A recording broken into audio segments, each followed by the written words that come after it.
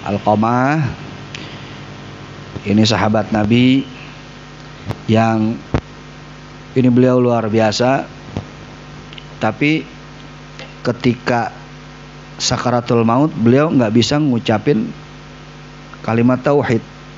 Akhirnya Rasulullah SAW tanya sama temannya Alqamah yang lain, apakah beliau punya orang tua?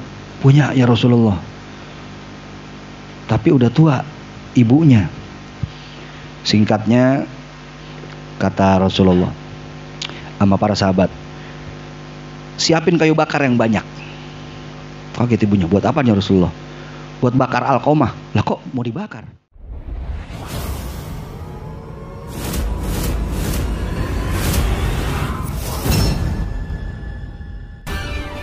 Kemudian di sini Abu Yazid Muhammad bin Ali Maliki memaparkan beberapa kisah yang berkaitan dengan bakti kepada kedua orang tua dan juga peringatan pada kedurhakaan terhadap keduanya. Di antaranya kisah yang sering kita dengar, yaitu kisahnya Alqamah.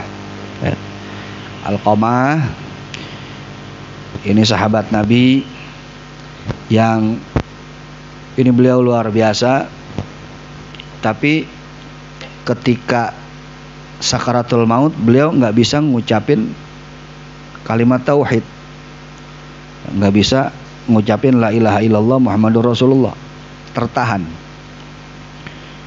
Para sahabat nih akhirnya ngadu sama Rasulullah, ya Rasulullah, ini Alqamah kita talkinin tapi nggak bisa ya Rasulullah, terbata-bata. Akhirnya Rasulullah SAW tanya sama temannya Alqamah yang lain, apakah beliau punya orang tua? Punya ya Rasulullah, tapi udah tua ibunya. Coba kata Nabi kepada salah seorang sahabat, ente samperin ibunya Alqamah, sampaikan kepada ibunya Alqamah, ane yang kesono atau dia yang kesini. Soalnya ini orang tua nih, takutnya kalau Nabi datang langsung ujuk-ujuk kaget dia. Nabi nggak mau ngerepotin, makanya Nabi utusan dulu sahabat yang lain. Terus nak tanya sama Nabi, Nabi yang kesono atau ibunya yang kesini.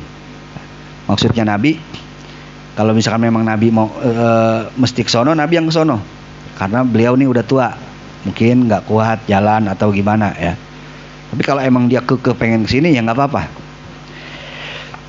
Akhirnya utusan diutus sama Nabi, sampaikan kepada ibunya Alqamah. Sampai sana kata ibunya Alqamah, biar aku yang kesana, jangan Rasulullah yang kesini, biar saya yang ngadep Rasulullah. Datang ke hadapannya Rasulullah, terjadilah dialog. Singkatnya Rasulullah SAW tanya sama ibunya, wahai ibu, betul ibunya Alqamah? Betul. Diceritain lah, diceritain bahwa Alqamah lagi sakit keras, sepertinya sini sudah mendekati ajalnya, tapi begitu ditalkinin beliau nggak bisa ngucapin kalimat la ilaha illallah Muhammad Rasulullah. Memang sebetulnya kenapa sih Alqamah nih, ada masalah apa sih katanya. Akhirnya ibunya cerita, ya Rasulullah, beliau ini anak baik, bukan orang jahat, bukan anak yang jahat, beliau ini baik. Hanya saja ketika beliau ini punya istri, beliau ini lebih mentingin istrinya ketimbang ibunya ya. Nah, jadi cemburu sosial. Sebab ada cerita satu ketika, ceritanya Alqamah nih beli baju buat ibunya sama buat istrinya. Begitu dikasih ibunya seneng. Ternyata bininya seneng juga. Betulan ukurannya sama. Karena bininya seneng, akhirnya Alqamah balik lagi ke rumah ibunya. Mohon maaf, ibu ini bajunya ketuker, bukan yang ini, yang ibu tuh yang ini. Itu sakit hati emaknya, sampai segitunya tuh, sakit hati emaknya gara-gara itu. Begitu, apalagi begitu tahu emaknya ternyata bajunya itu dikasihin ke bininya, makin sakit hati. Sakit hati sampai akhirnya suatu ketika ibunya datang ke rumahnya Alqamah, pengen minjem duit lah hitungannya karena nggak punya makanan. Terus Alqamah ngomong begini, bentar ya, tunggu bini dulu. Tunggu bini, coba lihat ya. Sampai segitunya, tunggu bini saya dulu ya bu, sebab ini saya nggak bisa sembarangan ngasih duit sama orang. Tapi kan gue emak lu bahasanya. Ya tunggu ibu saya dulu, tunggu bini saya dulu ya. Soalnya keuangan dipegang sama dia ini. Nah. Makanya laki kalau bisa ya bini kasih haknya. Tapi lebihnya kita yang megang. Sebab kan kalau kita kan banyak keperluan. Kita pengen ngasih keluarga kita, mungkin pengen bantu temen kita, mau ngasih guru kita. Ini kalau bini yang megang mantap. Kita aja lagi susah, mau bantu-bantu orang segala belagu banget. Nah, ribet lagi dah. Kadang-kadang nih permasalahan rumah tangga di sini nih, emang ya. Jadi kalau bisa mah kita yang megang duit. Cuman Bib, kadang-kadang kita kagak bisa Bib ngatur duit. Ya, kudu bisa tuh ya. Takutnya nanti kalau bini yang megang ya begitu. Ribet urusannya, akhirnya masalah yang tadinya masalah kecil jadi gede dan seterusnya. Ribet ya. Sampai akhirnya ibunya Alqamah nih ngedenger begitu sakit hati. Set, gue cuman mau minjem duit tuh sampai segala pakai nungguin bininya. Sakit hati nih ibunya kebawa. Sampai si Alqamah sakit. Sampai akhirnya Alqamah ini nggak bisa ngucapin kalimat talqin,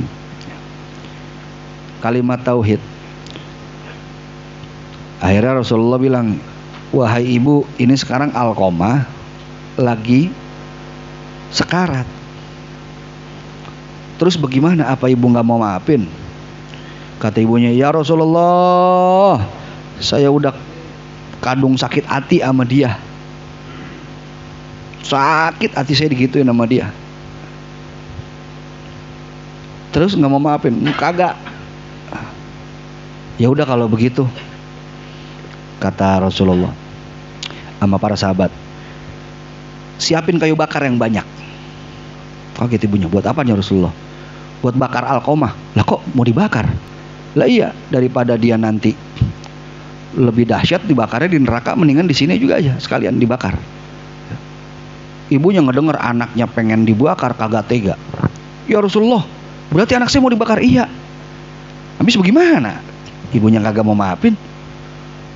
Ngedenger anaknya mau dibakar nggak tega. Ya Rasulullah, kalau begitu mah jangan dah, jangan. Udah saya maafin Alqamah, saya maafin. Emang saya lagi baper waktu itu mungkin ya. Saya maafin akhirnya anak. Akhirnya dimaafin nih Alqamah sama ibunya.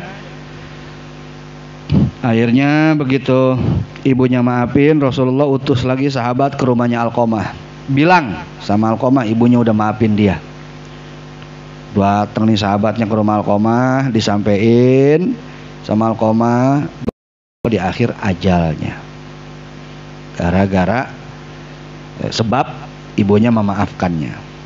Nah, dari cerita ini kita dapat pelajaran penting tentang betapa berharganya ridho orang tua.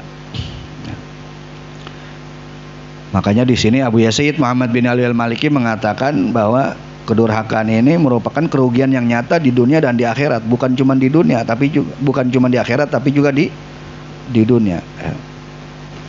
Ya, orang tua kita memang bukan sekedar orang tua yang ngelahirin kita. Guru kita juga termasuk orang tua kita, mertua kita juga termasuk orang tua kita. Tapi yang dibahas di sini bukan itu. Yang dibahas di sini adalah orang tua yang melahirkan kita. Makanya kalau pengen hidupnya makmur, ya berbakti kepada kedua orang tua. Pengen hidupnya kaya dunia, bakti sama orang tua. Pengen hidupnya kaya dunia akhirat, bakti sama guru. Ya.